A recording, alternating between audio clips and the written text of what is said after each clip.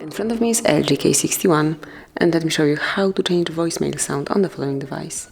So at first you have to open the phone dialer, then tap on the more icon, which is 3 dots 1 in the right upper corner, and select call history.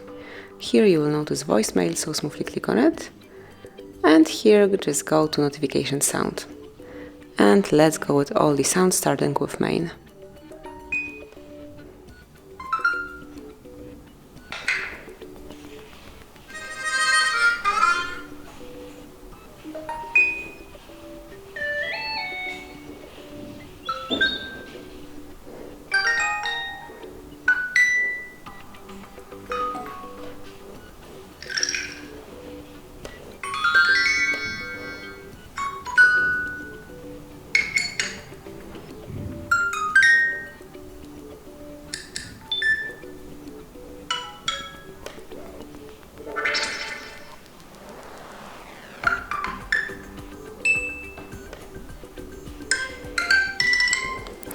And just pick the one that you would like to apply, tap on OK, and it has been changed. So that would be all. This is it.